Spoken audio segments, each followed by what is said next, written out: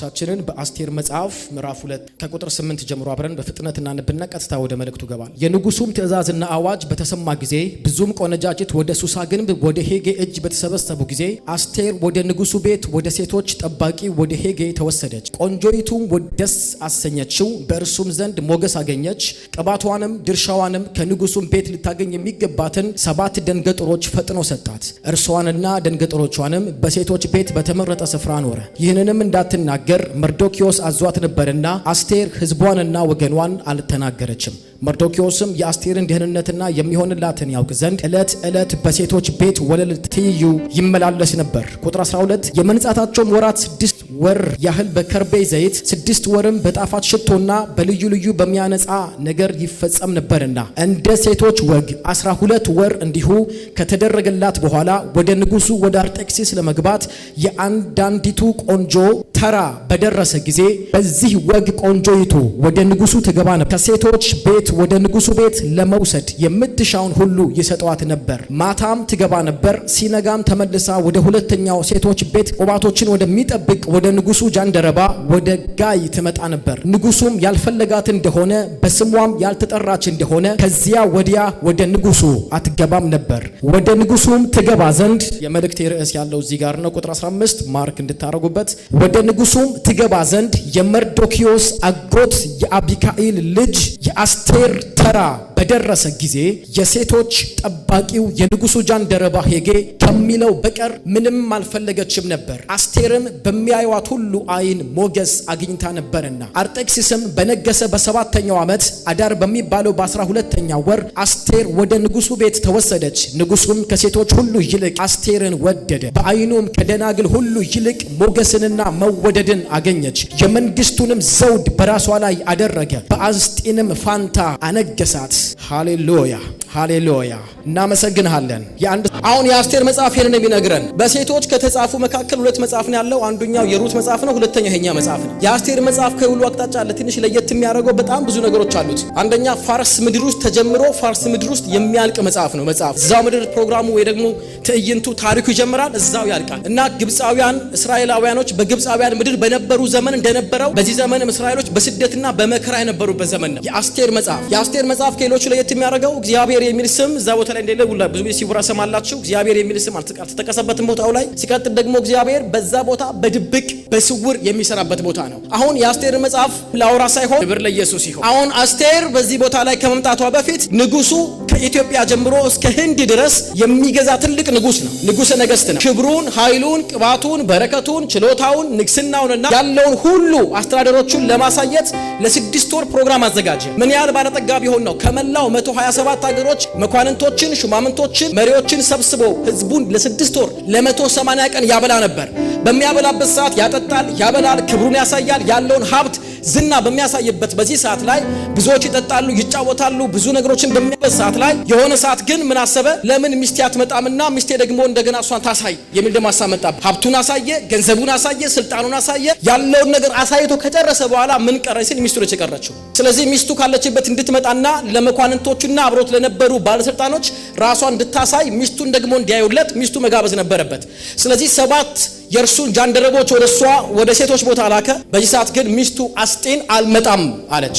ንጉሱ ይፈልግሻል ራስሽ እንድታሳይ ለብዙ ባለስልጣኖች ብሎ ሲላት አልመጣም የሚል መልስ ነበር የመለሰችው። በዚህ ሰዓት መተው ንግስቲቱ አልመጣም ብላለች ብለው ሲሉት እንደኛ ሰዎቹ ሊጠብቁና በሚጠብቁ ሰዎች ፊት ንጉሱ ምን ያህል እንደሚያፈርና እንደሚሸማቀቅ ማሰብ ቀላል ነው። በዚህ ሰዓት ህዝቡን ጉባኤውን ከሸኘ በኋላ አብሮት ከነበሩ ጥቂት መኳንንቶችና አማካሪዎች ጋር ተቀምጦ ምን ማድረግ ይገባናል ተባባሉ። ስለዚህም ይሄ ነገር መደገም የለበትም፣ ለብዙ ሴቶችም ትምህርት መሆን የለበትም፣ ይልቅ ትምህርታዊ ነገሮችን ማሳየት አለብን። እሷ ከዚህ በኋላ ወደ ንጉሱ እንዳትገባ፣ በእሷ ቦታ ሌላ የምትመጥንን ሴት እንድትመረጥ ይሆን ወደ አንተ ትምጣ ሚስት ትሁን የሚል አዋጅ ወጣ። ንጉሱ እንደሳሰኘው ከዛን ጊዜ ጀምሮ ፕሮግራሙ ተጀመረ። አሁን በዚህ ፕሮግራም ውስጥ ነው እንግዲህ አስቴር የመጣችው። ለመጀመሪያ ጊዜ ስም የተጠቀሰው መርዶክዮስ የዚህ ሰዓት ላይ ነው። አሁን አስቴር መጽሐፍ ላይ ብዙ ሰዎች የሚመጉቱት ምንድነው? አንደኛ ከመጽሐፍ ውስጥ መውጣት አለበት ብሎ የሚሉት ለምንድነው? እግዚአብሔር የሚል ስም የለበትም ነው። ልክ እንደ ማሌዘ ሰለሞን እግዚአብሔር የሚል ስም ስለሌለበት የመጽሐፍ ሆኖ መቀጠል የለበትም ይላል። በዛ ቦታ እግዚአብሔር የሚለው ስም ደግሞ የሌለበት ዋናው ምክንያት ምንድነው ካላችሁ እንደነ እግዚአብሔር ራሱን ሰውሮ የሰራበት ብቸኛው መጽሐፍ የአስቴር መጽሐፍ። እንደ ሌሎቹ መጽሐፍ የሰራዊት ጌታ እግዚአብሔር የሚል እግዚአብሔርም ያህዌ ጄሆቫ የሚል ስም የለበትም። ነገር ግን ከምዕራፍ 1 ጀምሮ እግዚአብሔር በድብቅ ሰውሮ ራሱን የተንቀሳቀሰበት ብቸኛው መጽሐፍ ነው። እግዚአብሔር ለሕዝቡ ምን ያህል ትድግና እንደሚያደርግ፣ እግዚአብሔር እንዴት ሕዝቡን እንደሚወድ፣ እንደሚፈውስ፣ እንደሚባርክ፣ ለሕዝቡ እንደሚጠነቀቅ ማንም ሊረዳቸው በማይችል ቦታና ሀገር ላይ የራሳቸው ባልሆነ በስደት ባሉበት ሌሎች ሀገሮች ባሪያ ተደርገው በተሸጡበት ሀገር ላይ እግዚአብሔር ለነርሱ ምን ያህል ፕሮቴክሽን እንዳደረገላቸው ምን ያህል እግዚአብሔር ለነሱ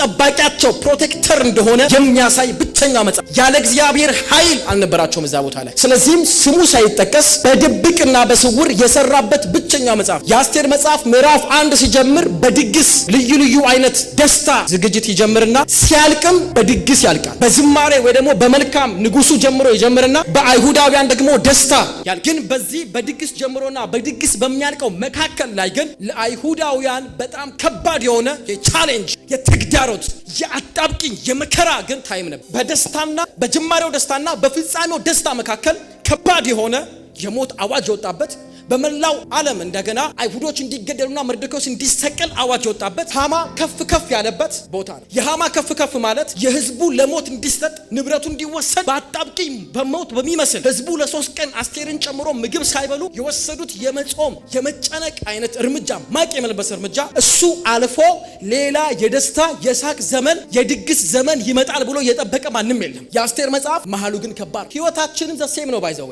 ስንጀምር ህይወትን ቤት ሰው እንኳን በስጋ ሲወለድ በምንድን ነው የሚጀምረው? በገንፎ በድግስ ይጀምራል። የሰው ልጅ ህይወቱ በሚሞትበት እስኪሞት ባለው ጊዜ ውስጥ ግን ያለው የመከራ የችግር ጊዜ ቀላል አይደለም። ጌታን ስንቀበል በሰማይ ታላቅ ደስታ ድግስ አለ ሲጀመር። ጌታን ከተቀበልን በኋላ በመጨረሻም የህይወታችን ፍጻሜ ምንድነው ብላችሁ ካላችሁ የበጉ ሰርግ ላይ ተጋብዘን በድግስ ነው የሚያልቀው። በመካከል ግን የብዙ አማኞች ህይወት ምንድነው ካላችሁ የማይመስል ቻሌንጅ፣ ጣውረድ፣ ብዙ አይነት ፈተናዎች የአማኞችን ህይወት ፋይት ያደርጋል። በዚህ አይነት ህይወት ውስጥ ነው የአስቴር መጽሐፍ የሚናገረው። ያለው ሁኔታ በጣም ከባድ ነው። ክብር ለኢየሱስ ይሁን። አሁን አስቴርን በቀላሉ ስታዩት እግዚአብሔር ቤተመንግስት የገባበትና ቤተመንግስት ገብቶ ነገሮችን ሼክ ያደረገ በድብቅ ሳይናገር ጸጥ ብሎ ዝም ማን ይስራ ማን አይታወቅም። ግን ቤተመንግስቱ ውስጥ እግዚአብሔር እጁን የከተተበት ነገስታቶች ባሉበት ንጉሰ ነገስቱ ድግስ ባዘጋጀበት ማንም ከልካይ በሌለው ቦታ በተቀመጠበት በዛ ቦታ ላይ ግን እግዚአብሔር አላዊ ሆኖ ቤተመንግስት ያለ ማንም ከልካይ የገባበት መጽሐፍ ነው። ኢየሱስ ጌታ ነው። ማንም ሳይጋብዘው ማንም ሳይጠራው ለ6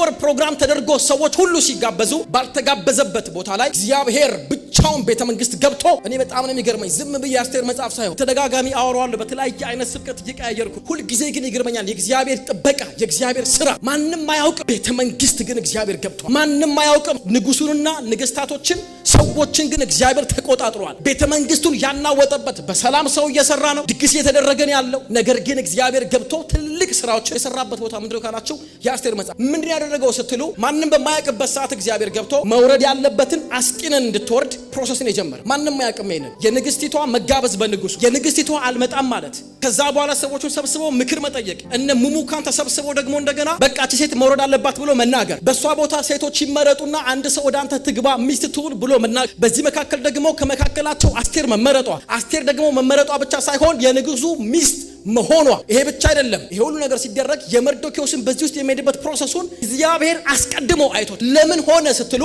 ከሆነች ምዕራፍ በኋላ አንድ ነገር ሊሆን ነው። ምን ካላችሁ የሐመዳቱን ልጅ ሃማን ንጉሱ አርጤክስስ ከፍ አደረገው የሚል ቀጥሎ ሊጻፍ። ይሄ ሁሉ ፕሮሰስ ሲደረግ አይሁዳውያኖች ሰላም ነበሩ። ሃማም አይታወቅም። ሊመጣ ያለውን እግዚአብሔር አይቶ ነገ በጣም ነው የሚገርመኝ አንተ እግዚአብሔር ነገር አሁን ሊሆን ያለው ነገ ሊመጣ ያለው የሃማ ከፍ መደረግ የሃማ ከፍ ማለት ውስጥ ደግሞ የመርዶክዮስ ጽናትና አልሰግድም አይሁዳዊ ነኝ ማለት በዚህ መካከል ደግሞ ውስጡ ቅናት መግባት እዚህ የተነሳ ደግሞ አይሁዶችን ለማጥፋት ሴራ ማሴር ባክግራውንድ ስታዩ ማን ነው ሃማ ስትሉ የአማሌቃዊው የአጋግ ሰውና ዘር ነው። የሐመዳቱ ልጅ የሃማ ዘር የሆነው የአማሌቃዊው ያ ሰው ማን ነው ብላችሁ ስትሉ ደግሞ በቂስ ልጅ በሳኦል ዘመን የነበረና እስራኤሎችን ለማጥፋት ዋጋ ያስከፈላቸው ንጉስ የሱ ዘር ነው። እስራኤሎችን የሚጠላ በየትኛውም ዘመን አማሌቅ የሚባል የእስራኤል ዘር ጠላት ነው። ነገም አሁን ለአይሁዶች ጠላቱ ነው እንደሚነሳ ገብቶታል። ጸረ ሴማዊ ሰው ስለሆነ ማለት ነው። ማን ነው ደግሞ መርዶክዮስ ስትሉ ይሄም ደግሞ ሰው የዚሁ የቂስ ልጅ የቢንያም ነገድ የሆነ ሰው ነው። ያኔም ሁለቱ ነበሩ። ግደልና ሁሉንም ሰው አጥፋ ብሎ ሲናገረው እግዚአብሔር በሳሙኤል በኩል ለሳኦል የሰበሰቡትን ትቷቸው እንዲሁም ደግሞ ንጉሱንም ትቶት አመጣው። የአማሌቅ ንጉስ ማለት ነው አጋግን ሳይገል። ከዛም በኋላ ሳሙኤል መጥቶ ገደለው። ከዛ የተነሳ ነው የሳኦል ንግስና የተወሰደው። ያኔም ጠላቶቻቸው ነበር። እግዚአብሔር ሊበቀል ነበር ያመጣው ዘመን። አሁንም ልክ እንደዚሁ ለመበቀል ዘመን የመጣው በማ በኩል ነው ሲባል በመርዶክዮስ በኩል ነበር። ሊገል ደግሞ አይሁድን ሊያጠፋ ደግሞ የመጣ ነው ስትሉ የዛው ዘር የሆነው ሁለቱ ዘር ተገናኙ። ከብዙ ዓመት 100 ዓመታቶች በኋላ እግዚአብሔር አስቀድሞ አይቶታል ሐማ የሚባል ከፍ እንደሚል። ስለዚህ እግዚአብሔር አስቀድሞ መግባት ስለነበረበት በዚህ መካከል ማንም ነገር ሊሆን ያለው ነገር አያውቅም። እዚህ ጋር ገብቶ ግን ነገር ይሰራ ነበር። ሰው አያውቅም ምን እየተከናወነ እንደሆነ አያውቅም። አንዳንድ ጊዜ እግዚአብሔር ነገ ምን ሊመጣ እንደሆነ ስለሚያውቅ ዛሬ ላይ በህይወታችን፣ በቤታችን፣ በቸርቻችን፣ በምድራችን ይገባና ነገር መስራት ሲጀምር እኛ ግራ እንጋባለን። ማን እንደሆነ ላናውቅ እንችላለን። ዝም ብሎ ድምፅ አጥፍቶ ሳይናገር እሱ እንደሆነ ሳናውቅ ሳንረዳ ግን እግዚአብሔር ቤታችን ይገባና አንዳንድ ጊዜ የማናስበውን ነገር ይነካካል። የሆነ ነገር አድርጎ ይሰራል። ላናውቅ ላንረዳ እንችል ይሆናል። ምንድነው ጌታው የሆነ ያለው ነገር? ለምንድነው እንደዚህ የሚሆንብኝ ልንል እንችላለን። አሁን አይገባንም። ነገር ግን ከአንድ ዓመት ከሁለት ዓመት ከሶስት ዓመት በኋላ ከወራቶች በኋላ ግን ለካ ያኔ ያስጨነከኝ ለዚህ ነበር፣ ለካ ያኔ የሸሸከኝ ለዚህ ነበር፣ ለካ ያኔ የደበከኝ ለዚህ ነበር የምንልበት ዘመን ይመጣና እናመሰግነዋለን። እግዚአብሔር ስሙ ይባረክ። ምን ያህል ቸር አምላክ ነው። ለጊዜው ያማል፣ ለጊዜው ከባድ ነው። አንዳንድ ሰዎች አሉ ምን እንደሰሩ አይታወቅም ወንጀል ብቻ የሆነ ነገር ይፈጠርና ወይኔ ቤት ይገባሉ፣ እስር ቤት ይገባሉ። ለጊዜው እኔ ጌታን እየተከተልኩ እያመለኩ አስራት እየሰጠው እንደዚህ ይሆንኩኝ እንደዚህ ይጸልያል። ምንም ነገር መልስ የለም። ሰውየው ገብቶ ታስሯል። የሆነ ጊዜ ላይ ግን ቆይቶ ወይ አገልጋይ ይመጣና ያኔ ሞት ነበር አስመለጥኩ ይሏል። እውነትም ሲቀመጥ የሆነ ሞት ነበር፣ የሆነ አፈሳ ነበር፣ የሆነ ግድያ ነበር። ይገባውና ለካስ ወደ ወይኔ የተከተትከኝ ልታስመልጠኝ ያለ ነገር ነበር ብለው ዛሬ ቆም ያመሰግናሉ። የዛን ሰዓትስ ያማል፣ ለቤተሰብ ያማል፣ ይጸልያል፣ መልስ የለም፣ ከባድ ይሆናል ማለት ነው በዛ ሰዓት ላይ። ክብር ለኢየሱስ ይሁን። አንዳንደኛ እናየው እሱ ነገ ያየውና ዛሬ ይመጣና ማንንም አይገባው። ህልም እንፈልጋለን፣ ህልም አናይ፣ ጌታ እንዲናገር እንፈልጋለን፣ ዝም ይላል። ግን ይመጣና የሆነ ነገር ያደርጋል። ስንቶችን እንደዚህ አድርጎ አስመልጧል። ስንት ሰዎችን አሾሽቷል እግዚአብሔር አይደለም? እንደዚህ ነው የሚሰራው እግዚአብሔር። ለጊዜው ግን አይመስልም። የአስቴር መጽሐፍ ነው የሆነው። ወዲያውኑ አስቴር የምትመረጥበት መንገድ መጣ። አስቴን ካልወጣች አስቴር አትመጣ። ስለዚህ ግዴታ አስቴር እንድትመጣ ማውጣት አለባት። አስቴን ሁለት ንግስት አብሮ በአንድ ቤተ መንግስት ስለማይቀመጡ በዚህ የተነሳ አስቴን እንድትወጣ ከተደረገ በኋላ ሴቶች ይመረጡ፣ አንዷ ትመረጥ ተባለ። በዚህ ምርጫ ውስጥ ግን አንድ ሰው ማን እንደሆነ የማይታወቅ ሰው አስቴርን አያትና እዚህ ምርጫ እንድትሆን አደረገ። አሁን ይሄ ዓመት ለአንድ ሰው ምርጫውና ተራው ስለሆነ ነው የማወራው። ጌታ ይባረክ። አስቴር ተመርጣ ስትመጣ መርዶክዮስ አጎቷ ነው እንደዚህ አላት፣ ዘርሽን ብሔርሽን እንዳትናገሪ፣ አይሁዳዊ መሆንሽን እንዳትናገሪ ተጠንቀቂ አላት። ምክንያቱም ይሄን ከተናገረች አንደኛ ዲስኳሊፋይ ነው የምትደረገው፣ አይሁዳዊ ስለሆነች እንዳትናገሪ። አልናገርም አለች። ቀጥታ የመጣችው ወደ ማን እጅ ነው? ሄጌ ወደሚባለው የንጉሱ ጃንደረባ ወደሱ ነው የመጣችው። ሴቶች ተሰብስበው ሲመጡ እሱ ጋር ነው የሚመጡት። ለንጉሱ የምትገባ አይነት ሴት እንድትሆን ተሰብስበው ሴቶች ይመረጣሉ፣ መኳንንቶች ይመርጧቸዋል። ይመጡና ለሄጌ ይሰጡታል። ሄጌ ደግሞ ለንጉሱ የምትበቃ ለንጉሱ የምትሆን ብቁ ነች ብሎ የሚያስባትን አይነት ሴት አርጎ ይሰራታል። ልክ ብቁ ነች ብሎ ሲልና ልትመረጥ ይገባታል ብሎ የሚያስበው ወደዛ ስትደርስ ወደ ንጉሱ እንድትሄድ ያደርጋል። ስለዚህ ንጉሱ ጋር ከመቅረቧ በፊት ያቺ ሴት ንጉሱ እሷን ወዷት ሚስቱ እንድትሆን ከማድረጉ በፊት በመጀመሪያ ሞገስ ማግኘት አለባት። በሄጌ ፊት ነው። ተቀባይነት ማግኘት አለባት። በሱ ፊት ነው። እሱ ጋር መቀመጥ አለባት። በዚህ ምርጫ መካከል ትህትናዋ፣ ዝቅታዋ፣ ፍቅሯ፣ ታማኝነቷ፣ መልካምነቷ በአጠቃላይ ሄጌ ፊት ሞገስ አገኘች። ሄጌ ወደዳት። ከሌሎቹ በተለየ 7 ደንገጥሮች ሰጣትና ለብቻ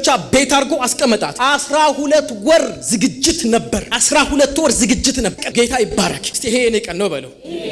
ይሄ ዓመት ደግሞ በለው ተራዬ ነው በለው። ጌታን ነው የምላችሁ። የእምነት አዋጅ ተናገሩ። ተራዬ ነው በለው። ተራዬ ነው በለው። ይሄ ዓመት ሳይወጣ በለው ተራዬ ይደርሳል በለው። ይደወልልኛል በለው። ቴክስት ይገባልኛል በለው። ስታዩት ተራስ ነው ትባላለህ። እኔ እናገራለሁ። በአየር ላይ የተቀመጠው ሁሉ ዛሬ ይመታል። የተያዘ ነገራችሁ ሁሉ የሚለቀቅበት ዘመናችሁ መጥቷል። እቺ ሴት መጣች። አስቴር መልካም ሴት ነች። ወዲያውኑ ስትመጣ ስታይ ይወላችሁ በቃ ስሙኝ። እሺ ነች መልእክቴ። ስታይ ብዙ ክሶች አሉ እንደዚህ ለእናንተ። ስታይ ሄጌ የሚባለው ሰውዬ ሚስጥሩ እሱ ጋር ነው። ሽባ ይዘው ሄጌ ጋር ነው። አሁን አላማዬ ስላልሆነ እንጂ ምናልባት ባሯ ስለ ሄጌ ራሱ ስተውላችሁ ስሙኝ ባካችሁ፣ ለሁላችንም ለኔም ጭምር። ስታይ ሄጌ የሚባለው ሰው ከንጉሱ ጋር ያለው ቀረቤታ ሲሪየስ እንደሆነ፣ ከሄጌ በላይ ንጉሱን ማንም እንደማያውቅ፣ ንጉሱ ምን ያስደስተዋል፣ ምን ያስደስተው፣ ምን ደስ ያሰኘዋል፣ ምን ያሰኘው፣ ንጉሱ ምን አይነት ጠረን ይወዳል አይወድም፣ ምን አይነት ከለር ይወዳል አይወድም የሚለውንና የንጉሱ ምርጫ የሄጌ ምርጫ እንደሆነ ሄጌ ያለው ለንጉሱ እንደሚሆን አወቀች። ከሌሎቹ በላይ ይህን ተረዳች። በዚህ መካከል ባለው ታይም አሁን እንደዚህ ነው የሆነው። ለ12 ወር ውጭ ማለት ነበረባት አስቴር። 12 ወር ሙሉ ከነበረችበት ተለይታ ቤት ውስጥ ተቀምጣ ሄጌ የሚላትን ሁሉ የማድረግ የመታሸት፣ በከርቤ በዘይት በሽቱና በመሳሰሉት የፊት ውበት በሚያመጣ ነገር ሁሉ የመታሸት ታይም ነበር። ስሙኝ፣ ንጉሱ ጋር ተራዋ ደርሶ ከመግባቷ በፊት አንድ ነገር አለ። ምን ስትሉ ከንጉሱ በፊት የዝግጅት ታይም፣ ንጉሱ ጋር ከመቆም በፊት የዝግጅት ታይም፣ ለንጉሱ የሚበቃ በንጉሱ ፊት ተቀባይነትን እንድናገኝ ወይ ደግሞ እንድታገኝ የሚያደርግ በመካከል የ12 ወራት የሚያክል የዝግጅት ታይም ማሳለፍ ነበረባት። ቁጭ ማለት ነበረባት። ዘላ አይደለም ንጉሱ ጋር የገባቸው። አሁን ሌሎቹ መመረጥ ነበረባቸው። በውበት ስለማይበልጧት ነው አይደለም። በቁመት በአካል በተለያየ ነገሮች ሴቶች ስለማይበልጧት ነው አይደለም። ለምን ተመረጠች? ለምን ተራዋ ደረሰ? አሁን አላበላሸችም የመጣላትን ተራ ስለምትበልጣቸው አይደለም። በፊዚካል አፒራንስ በውበትም ጭምር ልዩ የሚያረጋት የመጀመሪያው ቁጭ ያለችው ስሩ ከሄጌ ዝንፍ አላለችም። 12 ወር ሙሉ ከእርሱ ጋር ነበረች። ቁጭ ስሩ። አሁን በተቀመጠች ጊዜ ከብዙ ነገር እየራቀች በተቀመጠች ጊዜ እየታሸች ያው ላይ የነበረው ልዩ የመጣችባቸው ነገሮች ሁሉ ጠረኗን እየቀየረ ንጽህናዋ እየጨመረ ቆሻሻዋ እየተወገደ እድፏ እየተወገደ በተቀመጠች ቁጥር ፒውር እየሆነች ፒውሪቲነሷ እየጨመረ ውበቷ እየጨመረ የከርቤ ሽቶ በተቀባችና ሄጌ በሚላት መንገድ ስትሄድ ከሷ ጠረን ይልቅ የሚቀባት የሽቶ ጠረን እየጨመረ ሄጌ የሚመርጥላት የሽቶ ጠረን ንጉሱ የሚወደው ደስ የሚያሰኘው አይነት እንደሆነ እየተረዳችና ቁጭ ባለች ቁጥር ከሷ ጠረን የምትቀባው የሽቶ የሷ ቅባት ሳይሆን ሄጌ የመረጠላት ቅባት ፒውር እያደረጋት እያሻት በተቀመጠች ቁጥር ስሩ እንደ ፀሐይ እያበራች ኮከብ ማለት አስቴር ማለት ስሟ ኮከብ ማለት ነው። አስቴር ኦሪጂናል የአይሁድ ስሟ ሀደሳ ይባላል። ትርጉሙ ባርሰነት ማለት ነው። ጀስት ኮከብ ሁና እንድትወጣ በፊቱ ለመቆም በመጀመሪያ ሄጌ ሰርንቁጭ አለች። በራሴ ሄጌን ብዙ ጊዜ እንደ መንፈስ ቅዱስ አርጌ ስለሞስለው ነው። ንጉሱን እንደ ኢየሱስ አርጌ ስለሞስለው በዚህ ቦታ አሁን የዚች ሴት መቀመጥ ያማል፣ መረሳት አለው፣ መተው አለው፣ ብቸኝነት አለው፣ መጎዳት የሚመስል ነገር አለው። በተቀመጠች ቁጥር ግን የሷ ነገር እየወጣ በተጨነቀች ቁጥር ስራ ባጣች ቁጥር በር በተቆለፈ ቁጥር አንዳንዴ ለምን ተቆለፈ በር በየቦታው ሂደን ጸሎት ብለን መተናገልጋይ ጋር እጃችንን ግን የሚከፈት በር የለም። ወንድሞቼ እርግማን ስላለባችሁ እንዳይመስላችሁ፣ የተረገማችሁት ጉዳይ ወይ ነገር ጠንካራ ሰው እንዳይመስላችሁ። አንዳንድ ነገር ራሳችሁን ለሄጌ ሲሰጡ ለመንፈስ ቅዱስ ሲሰጡ አንዳንድ ጊዜ እግዚአብሔር ተራችሁ እስኪመጣ ድረስ ያስቀምጥና በተቀመጥን ቁጥር ፒዩሪቲያችን እየጨመረ ካራክተራችንን እየቀየረው ለሚመጣው በፊቱ ለምንቆምለት ንጉስ የሚመጥን አይነት ሰው እንድንሆን አድርጎ ያስኩ ስንል ይወጣብናል። በቃ ከፈልኩ ስንል ያወርደናል። በቃ አሁን የሆነ ነገር ሆንኩኝ ስንል ተከፈተልኝ ምናምን ስንል ይዘጋዋል። አሁን ከኛ ቁጥጥር ስር ውጭ ያወጣና ቁጭ ሊያረገን። ክብር ለኢየሱስ ይሁን።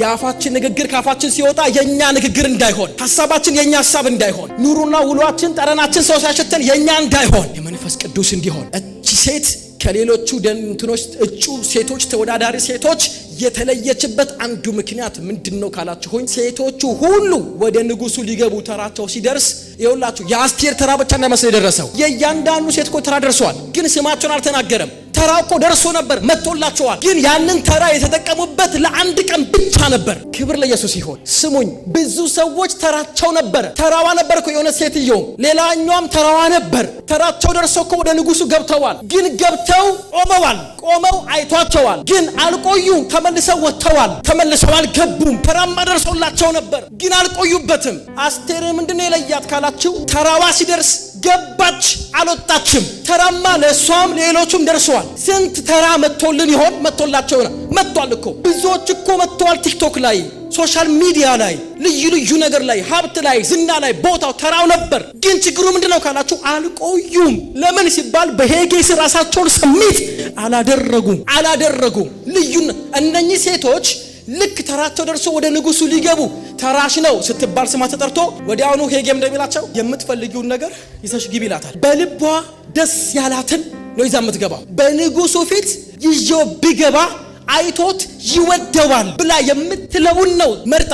ሁሉ አይነት ስላለ ትመርጣለች ብላ ትመርጣለች። አንዳንዱ ጌጣጌጥ፣ አንዳንዱ የሚያምር አበባ፣ አንዳንዱ የሚፈልጉትን የልብስ አይነትና ዲዛይን፣ ሌላም ነገር አለ። ይዘው ይገባሉ። ሄጌ ምንም አይላቸው። አሪፍ ምርጫ ነው ይዘሽ ግቢ ነው የሚላት። ስለዚህ በእነሱ ሐሳብ ይሄንን ይዤ ወደ ንጉሱ ብገባ ንጉሱ ፊት ተቀባይነት አገኛለሁ፣ ሞገስ አገኛለሁ ብለው የሚያስቡት ሁሉ ተቃራኒ ሆኖባቸው ሞገስን ሳያገኙ ይወጣሉ። ልዩነቱ እዚህ ጋር ነው። ገብተዋል፣ ቆመዋል ንጉሱ ፊት። እድል አግኝተው ነበር በዛው የሚቀሩበት፣ ግን አላቀሩም። አግኝተዋል እኮ ብዙዎች ሚዲያውን፣ አግኝተዋል እኮ ወንበሩን፣ አግኝተዋል እኮ የኛ ሰዎች ልዩ ቦታውን፣ እድሉን አልቆዩበትም። ይሄ ግን የሚመጣው ለኛ ተራ ገብተን የምንወጣበት ሳይሆን ገብተን የምንቀርበት ነው። ጨዋቹ አሜን በሉ።